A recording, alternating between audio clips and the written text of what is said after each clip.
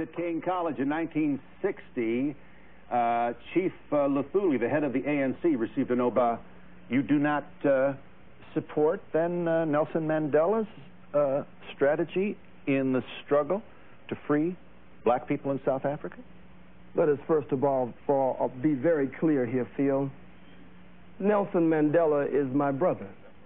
So he is Jesse a member Jackson. of the family, and so is Jesse, and Jesse is a very brilliant man. We just want him to return home and stop being used by the enemy and the oppressor against his people. Now back to Brother Nelson Mandela. And certainly we can never mention Nelson without mentioning Winnie Mandela. But Nelson Mandela's attempt at a multiracial government in South Africa after the murder of men, women, children, and babies, and the rape of South Africa, a criminal settler colony that has been established like Israel there in that part of the world. I cannot go along with one man, one vote. Let me say why. If someone broke into your home, Mr. Donahue, and actually bomb-rushed your home, and black boots stomped your door down, and came in and robbed and raped everyone in the household, and was able to take the wealth of your home and parlay it into an empire. This is an invader. This is an intruder. This is a murderer. This is a burglar. This is a criminal. So you have no responsibility to share your home with them after they broke in and committed the crimes that they did. You want... I'm just as interested in the freedom of my people as I am in the self-determination or the Kujichagulia, self-development, them being self-defining, self-respecting, and self-defending. If the white man has killed millions of our people, and you cannot deny the undeniable and indisputable and irrefutable truth, fact, proof, and history of their bloodshed there in South Africa, I said it would be merciful if they would leave. I don't agree with a government, a sham government. No man walks out of prison after 27 years and becomes the president unless there's a script and a plan behind the scene to remove the economic sanctions from whites in South Africa, but no real plan for redistribution of the wealth. The Oppenheimers, the De Beers, and others, they're sucking the blood of our people. So I said, be merciful. Give them a period of time. 24 hours. Truman gave the Japanese a period of time. But when they didn't comply, he dropped the bomb on men, women, children, and babies. I make no apology for that statement. I believe that the invasion of South Africa was an act of unprovoked war. One nation against another nation. And nations must fight for the self-determination. They had no business there, Mr. Donahue. Yes. Would you like to see Aristide?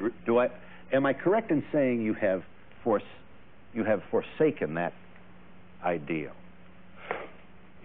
My arms are tired, Phil.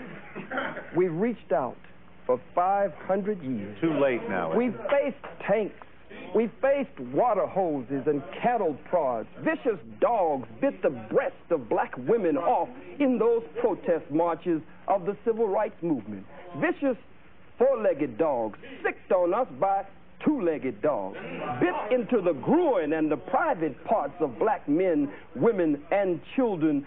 So, Mr. Donahue, I believe that the white man is absolutely disagreeable to live with in peace, and that no one has been able to get along with him nowhere on the face 196,940,000 square miles of the planet Earth.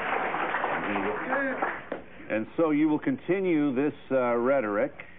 You will continue this... And action. And action. Action. What kind of action? Strategy to affect what in the United States of America? Let's start with us. Well, no wise general sits with a representative of the opposition to discuss battle strategy and battle plans before the entire world. I don't think that would be wise. But the mission of the most honorable Elijah Muhammad and the mission of my spiritual father, the Honorable Minister Louis Farrakhan, whom I love very much, and I want to be in that number when he takes 1 million black men to Washington, D.C. to call for reparations and justice. Their work is a work of liberation and salvation. Their work is a work to raise the mentally and spiritually dead black man and woman after we have been robbed of our names, our language, our religion, our culture, our God, our folkways, mores, and robbed of a power, the power of our own being. Lift up high school. There's the Bible. Listen for a second. The Bible speaks of lifting up the skirts of the garment. Oh, I'm surprised that you feel. It's a metaphor. It's symbolic language. I'm not at all interested in what is under the Pope's clothes. I'm not into that. It's a metaphor.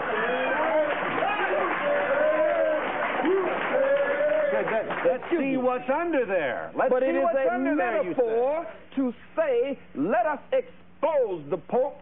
According to H. Shelton Smith, President Emeritus of Duke University, in his book entitled In His Image, quote, the Catholic Church and the Pope were directly involved in the institution of slavery. They financed slavery and gave the okay that it was good business to sell Africans. Lift up the skirts of his garment so that we can see the shame and reveal what has been hidden. But it has nothing to do with sexuality whatsoever. Well, what do you suspect has been hidden? I believe that it has been perpetrated before the world to discover what it might be. Well, we're saying lift up the skirt again. I don't believe you're missing what I'm saying. Lifting up the skirt again, as the scripture says, raising the skirts of the garment. I'll say it once more for you, and only once more. Has to do with revealing the history, the hidden history. When you lift up someone's garments, then you show their shame. You show up their private parts, that which they normally hide from the rest of the world. I'm not dealing with organs under the garment. I'm dealing with the organ of slavery and those parts that have been kept private from the masses of the people. We are in New York City with Khallid Muhammad, and we'll be back in just a moment. The hook-nosed, bagel-eating, locks-eating, imposter perpetrating a fraud, Johnny-come-lately, just crawled out of the caves and hills of Europe, wanna be you.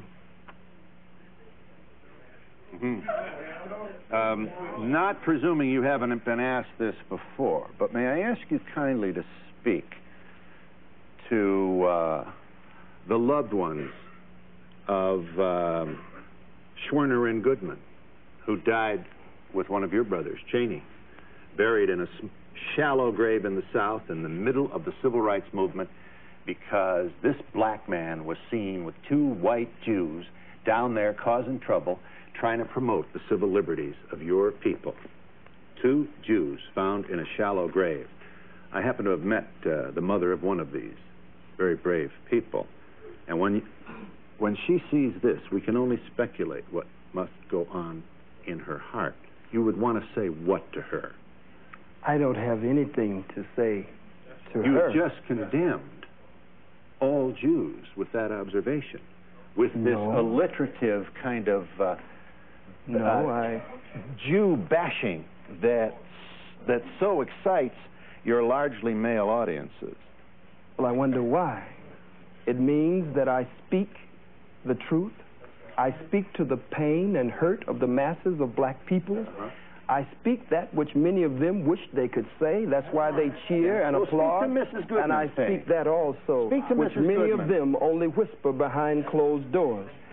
I think it is very arrogant to put this on the screen, and for you and for others to attempt to tell me, one of the Holocaust victims of the African Holocaust, displaced in the death and decadence of the diaspora of the Western world after having been robbed and raped and murdered, to tell me how to hurt. These are strong words that you put on the screen. But you cannot tell the aggrieved and the victim. As I was talking to Brother Malik Zulu Shabazz, the young student warrior from Howard University, and we were going over this. And we said, how do they expect to tell we who have suffered so much how we should speak? When you're hurt, you'll say faggot, you'll say cracker, but you don't want to give me time to say where these terms came from and how they apply to your people here in America. You see this too.